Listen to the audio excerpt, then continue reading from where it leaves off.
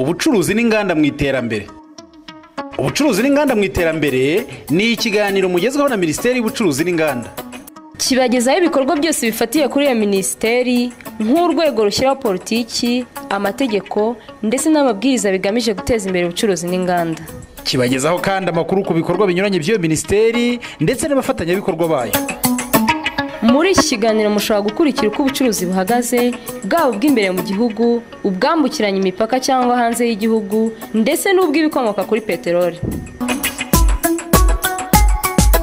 Ikiganiro ubucuruzi n'inganda mu iterambere kivuga ku bucuruzi buciriritse bw'abanyamyuga n'abanyabukorikori, gitinyura abantu guhanga umurimo, ubucuruzi bw'inganda nto n'iziciriritse, ubw'inganda nini zihakaza abantu benshi, gushakira amasoko umusaruro ndetse n'amategeko agamije guteza imbere ubucuruzi no kurengera abaguzi. Ikaze inshuti bakunze b'ikiganiro ubucuruzi n'inganda mu iterambere mutegurirwa na Minisiteri y'Ubucuruzi n'Inganda.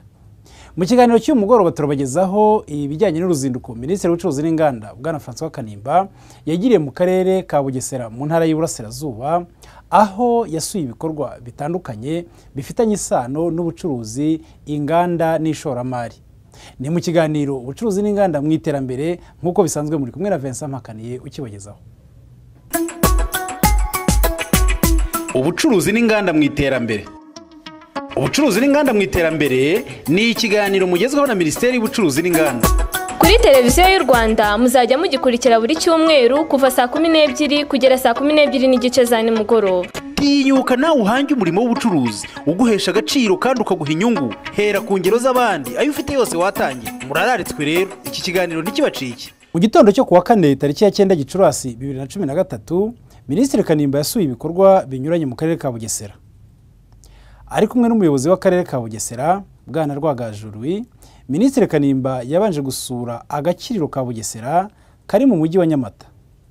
Hakorera abanyamyuga n'abanyabukorikori banyuranye barimo nk'iyi koperative Kovamaya, Imirasire, Iboha Gaseke. Igizwe n'abagore 145 bafashijwe kwishyira hamwe ari abakene cyane nk'uko byagaragazwaga n'icyiciro cy'ubudehe bari barashyizwemo. Uko kwishyira hamwe bagufashijwemo na Millennium Village inabafasha gukora ibihangano byiza, bagahanga udushya, ikabashakira isoko ndetse ikabakorera n'ubuvugizi.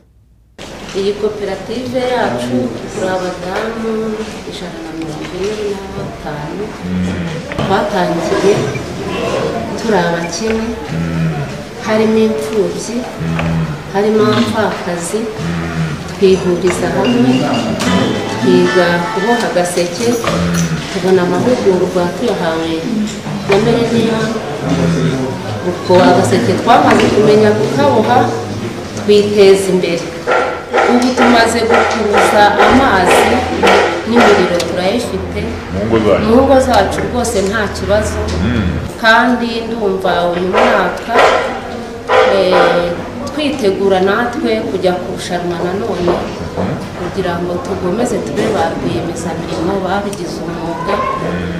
Nababwira yenda ngereranije nk'amafaranga umwaka ushize twinjije miliyoni 183 hano koperative.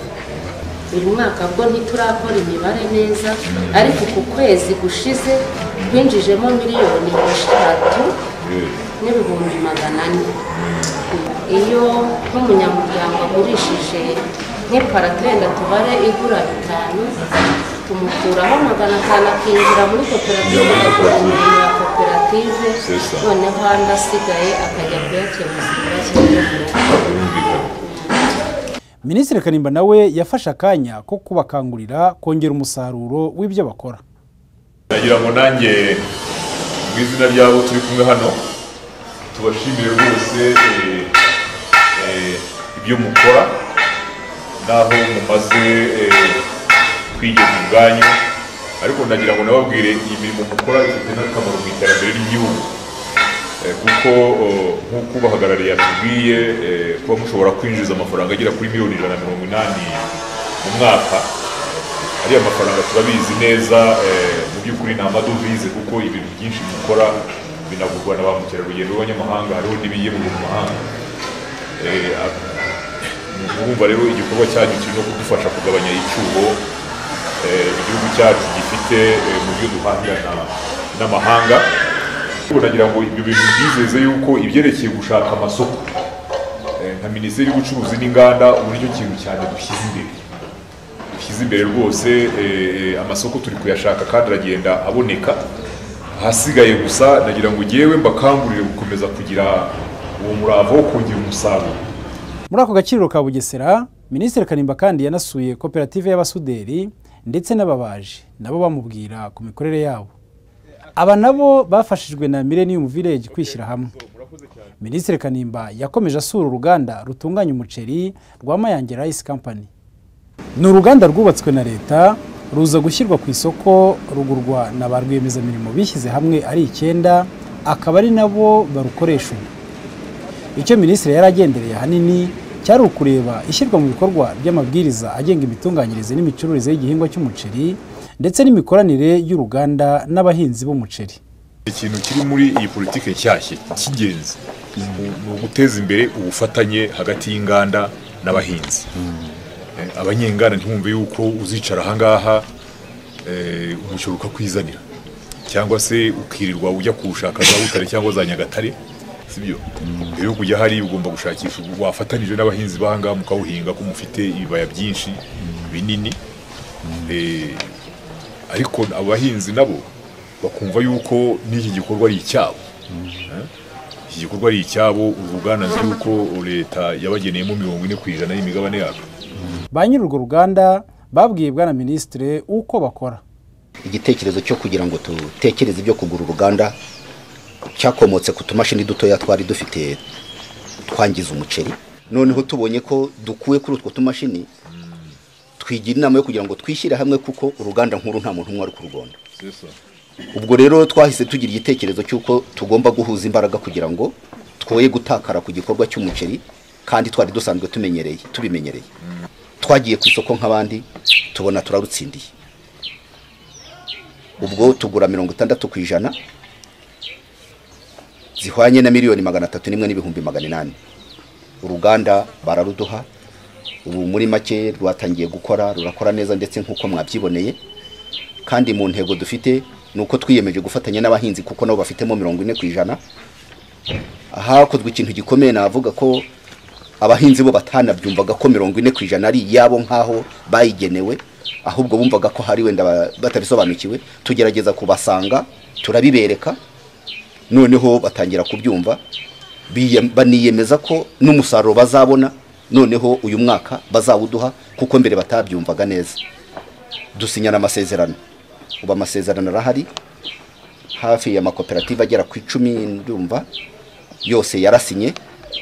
Haruretse koperative imwe yavuze ko atari ngombwa kwirirwa isinya kuko yo n'ubundi wageze ku mbuga, ariko abandi bose barasinye.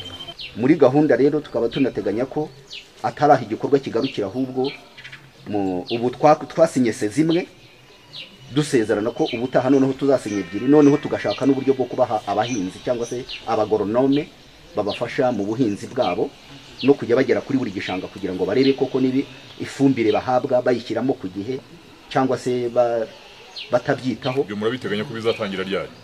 Mbo kuri sizo izakurikiraho dushake n'umukozi noneho uzajya bafasha no kubibutsa igihe cyo gushyiramo ifumbire kugira ngo batarangara. Gusa baracyafite ikibazo cy'uko kuva baguze urwo ruganda nta hererekanya bubasha rirabaho kugira ngo babone uburenganzira bwo kubarurwaho uwo mutungo, bityo bibe byabafasha mu mikoranire yabo n'ibigo by'imari. Minisitiri Kanimba n'intumwa yarayoboye bakomeje uruzinduko mu karere ka Bugesera berekeza mu murenge wa Mareba, aho Minisitiri Kanimba yafunguye ku mugaragaro sako jya mbere y'uwo murenge.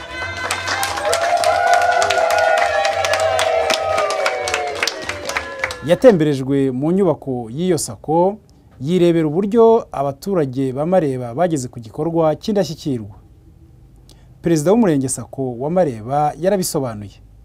Nyakubahwa Minisitiri, iyi koperative yacu yo kuzigama no kugurizanya kimwe n'ahandi henshi mu gihugu cyacu yatangiye ku itariki 19 z'ukwezi kwa 8 mwaka wa 2009.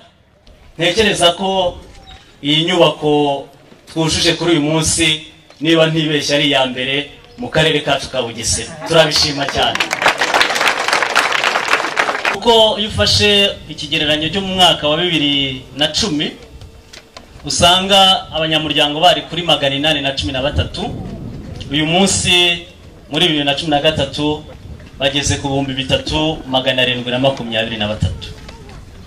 Umugabane muri uriya mwaka wa 2010 wari miliyoni 6,704 n'amafaranga 500, ariko uyu munsi ni miliyoni 15 n'ibihumbi 497,555.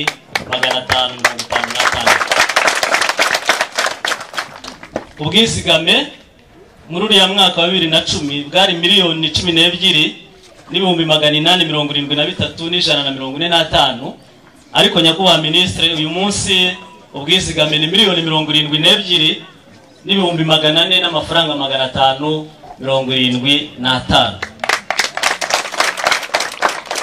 Muri uriya mwaka wa 2010 igikorwa cyo gutanga inguzanyo cyari kitaratangira, nta nguzanyo twari bwatange, ariko uyu munsi abanyamuryango baritabiriye ku buryo dufite inguzanyo hanze zigeze kuri miliyoni 28 n'ibihumbi 995,971. Uwo mwaka twari dufite abakozi 2, ariko uyu munsi dufite abakozi 8. Minisitiri Kanimba yarabashimiye ariko abaha n'impanuro. Nagira ngo mpereho rwose mbashimira cyane uburyo mbona muri umurenge mwihesha agaciro kwishakamo ubushobozi mu kwiyubakira inzu nziza gutya. Uko niko kwihesha agaciro. Nkurikije imibare nabonye, umubare w'abanyamuryango nabonye ukiri mutoya ugereranije n'imibare tugenda tubona hirya no hino izi sako mu mirenge cyane cyane yo mu giturage. Ubona rwose abaturage barazitabiriye ari benshi cyane.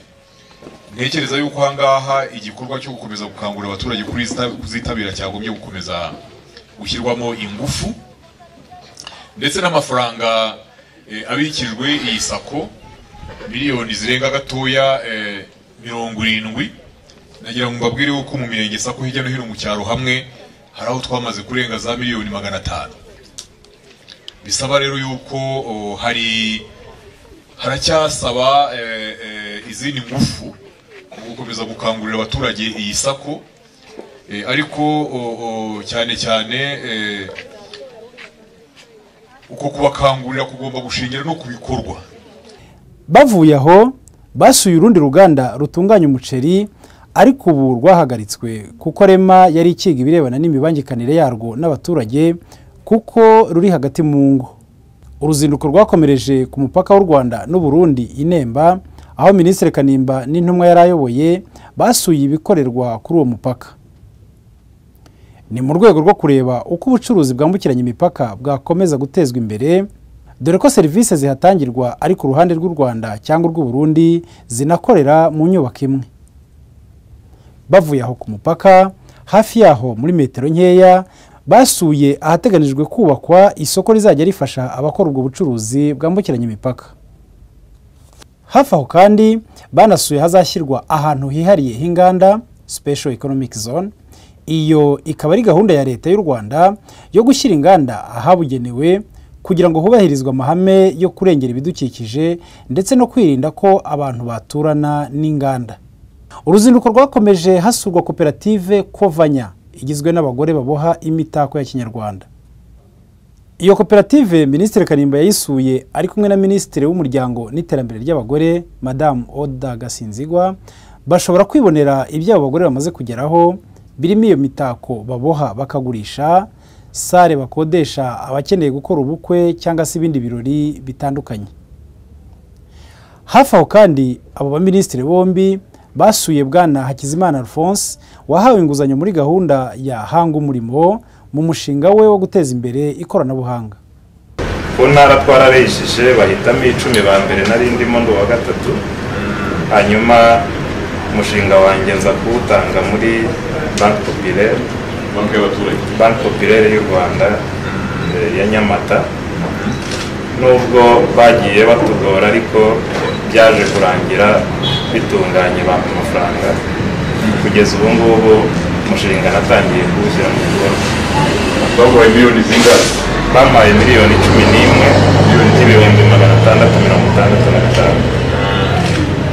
wayaguzemo iki? Ubu imashini deja namaze kuzigura, naranguyemo ibikoresho bijyanye na mudasobwa kuko abakiriya benshi nibo dukunze kugira ino. Biragoye kubyumva kuko nta kintu na gito nari mfite. Nisunga umuntu w'inshuti ampa imashini, computer, ameza, intebe, ampa n'inzu yo gukoreramo. Noneho uti connection wayibonye ute? Arambwira ati ubwo umushinga wawe ari mwiza n'amafaranga ya connection ndayagutangira, noneho ku kwezi uzajya umverisa amafaranga ya hasigaye ni igihembo cyawe. Felicitation. Turakoze, ndabona bitanga icyizere. Aho umurimo wari yarakemuye. Gahunda y'uruzinduko yarakomeje, ikomereza n'ubundi muri gahunda ya hanga umurimo, aho abo baminisitiri bombi n'abari babaherekeje basuye ahakorerwa itoranywa ry'imishinga myiza ishobora guterwa inkunga muri gahunda ya kabiri ya hanga umurimo. Mu bitekerezo 806 byamaze kwakirwa mu karere kose ka Bugesera, harimo ibitekerezo by'imishinga 220 by'ubuhinzi n'ubworozi, 161 by'inganda nto, 11 by'ubukorikori na 92 birebana no gutanga serivisi. Muri ibyo bitekerezo kandi 806, iby'abagabo ni 327, iby'abagore bikaba 418, naho iby'amakoperative bikaba 61. Umushinga nateguye gukora uruganda ruzajya rukora soso, rugakora viande hache na jambo, tugakora n'amavuta bikomoka ku ngurube. Amavuta akomoka ku ngurube byose nibyo mvuze hejuru niho ruzajya biva. Nyine icyo natangiye muri uwo mushinga, natangiye kuba norora ingurube nkeya kugira ngo kurangura izindi bizanyorohere, sinzansabe nyinshi. Ubu ngubu maze kugeza 56. Nazikuye mu yindi mitungo yari ihari mu rugo, nyine niho nagiye zikura zigenda zororoka zigera aho ngaho. Bitewe rero n'ibikoresho nshaka kuzagenda nkoreshamo n'iki, byatumye nsaba inguzanyo. Urasaba miliyoni zingahe? 45. Minisitiri Kanimba yabagiriye inama ko nk'imishinga mito mito atari ngombwa kuyijyana mu mabanki manini gusa, ko batekereza na za sako kuko inyinshi zifite ubushobozi bwo kuba zayatanga. Ubucuruzi n'inganda mu iterambere. Ubucuruzi n'inganda mu iterambere ni ikiganiro mugezweho na Minisiteri y'Ubucuruzi n'Inganda. Kuri televiziyo y'u Rwanda muzajya mugikurikira buri cyumweru kuva saa 12 kugera saa 12 n'igice za nimugoroba. Tinyuka nawe uhange umurimo w'ubucuruzi uguhesha agaciro kandi ukaguha inyungu. Hera ku ngero z'abandi ayo ufite yose watangiye. Murararitswe rero, iki kiganiro ntikibacike. Bishyira saa 11, Minisitiri Kanimba na Minisitiri Oda Gasinzigwa bitabiriye inama bahuriyemo n'abayobozi ndetse n'abashoramari b'akarere ka Bugesera. Ni inama yari igamije gushaka aho amafaranga yava kugira ngo hubakwe isoko hafi y'umupaka w'u Rwanda n'u Burundi nk'uko twigeze kubivuga. Iyo nama yabereye kuri Palace Rock Hotel, nayo ikaba ari hoteli nshya iri aho i Nyamata mu karere ka Bugesera. Minisitiri Kanimba yatangiye abagaragariza ko ari byiza ko bakegeranya imbaraga hakubakwa iryo soko, ati kandi usanga ubucuruzi bwambukiranya imipaka akenshi bukorwa n'abagore. Abadamu rero akenshi usanga uburyo bacuruza birimo imvune nyinshi cyane. Usanga ni abadamu bato bagenda bikoreye utuntu ku dutebo, nta benshi ntabwo bafite ubushobozi no kugira ngo bashobore kuba babona amafaranga mu bigo by'imari, ashobore kuba yakora ibintu ku buryo bunoze. Ugasanga ibyo byose rero muri iyo porogaramu yo gushakisha uburyo twakoroshya ubwo bucuruzi ku mipaka, dushaka uburyo hashyirwaho ibikorwa remezo mu rwego rw'amasoko, ababikeneye bakamenya aho babisanga, kandi ndetse no mu buryo bwo gukorana no kuri za gasutamo. Iyo porogaramu irimo gahunda yo kujya tuganira n'ibihugu bidukikije kugira ngo tworohereze abacuruzi n'imbogamizi nyinshi zikuze kuboneka kuri gasutamo zigende zigabanuka. Hagaragajwe inyigo yakozwe kugira ngo iryo soko ryubakwe, bigaragara ko izatwara akayabo k'amafaranga y'u Rwanda hafi miliyari 1. Nk'uko bigaragara ku gishushanyo mbonera cyakozwe, ayo mafaranga yagenda ku nyubako y'iryo soko ubwaryo, aho kubika ibicuruzwa stores, ibiro ndetse na moteri yagifasha mu gucumbikira ababyifuza bagashobora no kuba bahafatira ifunguro. Wagishimye mu by'ukuri umuntu ukurikije inyugo zakozwe uko bazitweretse n'inyugo igaragara, biragaragara ko biriya bintu ntawe utabishoramo imari. Nkurikije inyugo uko imeze, nkurikije hari ahantu ukuntu nta bintu bihari, mbona twacuruza. Murakoze cyane.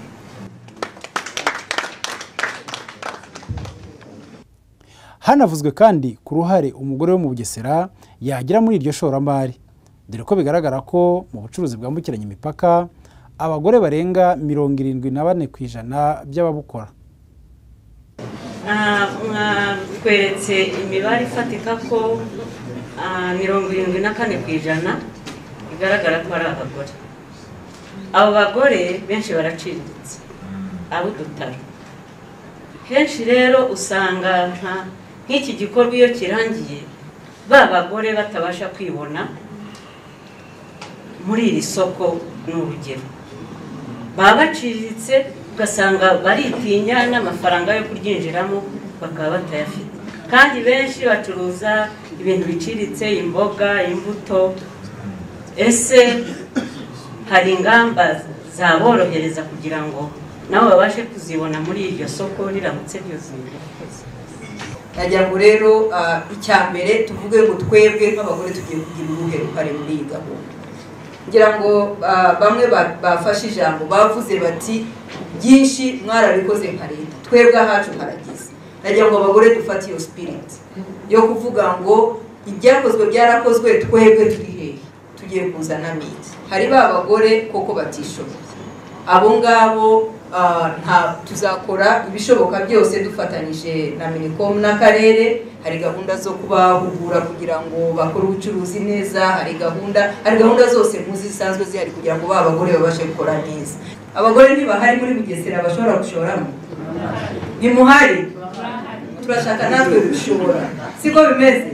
Nitwishyira hamwe, kandi ntabwo ari amagambo, ndizeranya ko bamenya ko kuva uyu munsi nanjye ndabyemeye. Ndagira ngo minisita nagaruka nibura tumwereke ngo dore abagore nibura icyo bafite ubushobozi bwo kuba bavuga ngo dore imigabane natwe tugiye gufata, bakwishyira muri koperative, kuko n'abandi baciriritse bashobora kwishyira hamwe, nyakubahwa minisita, bakagura imwe mu migabane.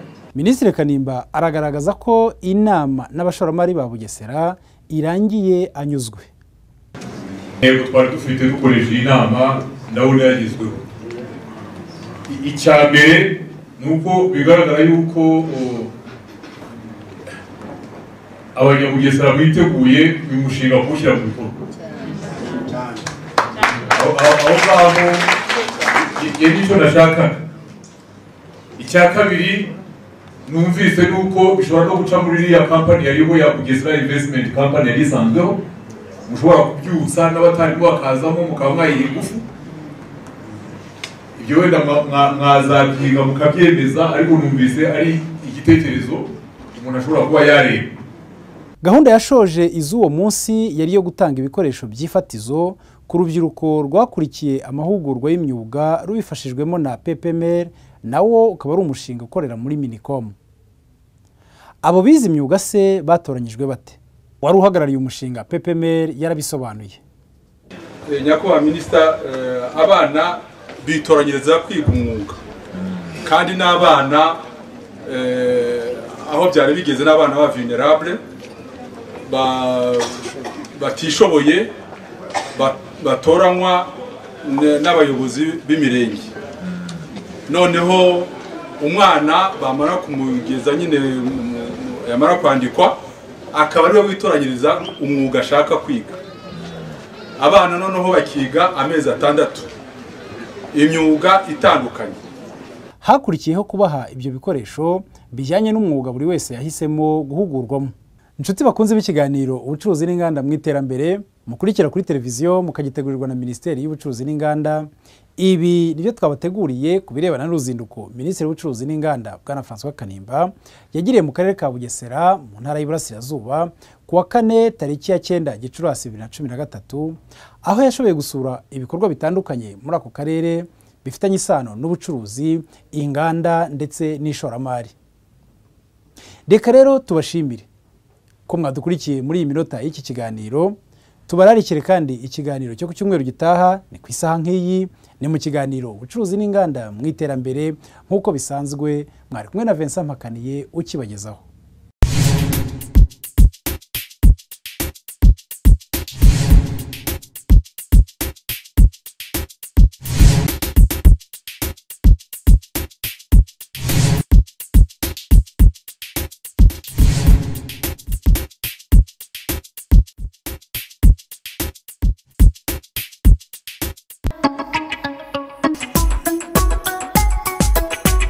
Ubucuruzi n'inganda mu iterambere. Ubucuruzi n'inganda mu iterambere ni ikiganiro mugezweho na Minisiteri y'Ubucuruzi n'Inganda. Kibagezaho ibikorwa byose bifatiye kuri iyo minisiteri nk'urwego rushyiraho politiki, amategeko ndetse n'amabwiriza bigamije guteza imbere ubucuruzi n'inganda. Kibagezaho kandi amakuru ku bikorwa binyuranye by'iyo minisiteri ndetse n'abafatanyabikorwa bayo. Muri iki kiganiro mushobora gukurikira uko ubucuruzi buhagaze, bwaba ubw'imbere mu gihugu, ubwambukiranya imipaka cyangwa hanze y'igihugu ndetse n'ubw'ibikomoka kuri peteroli. Ikiganiro ubucuruzi n'inganda mu iterambere kivuga ku bucuruzi buciriritse bw'abanyamyuga n'abanyabukorikori, gitinyura abantu guhanga umurimo, ubucuruzi bw'inganda nto n'iziciriritse, ubw'inganda nini zihakaza abantu benshi, gushakira amasoko umusaruro ndetse n'amategeko agamije guteza imbere ubucuruzi no kurengera abaguzi.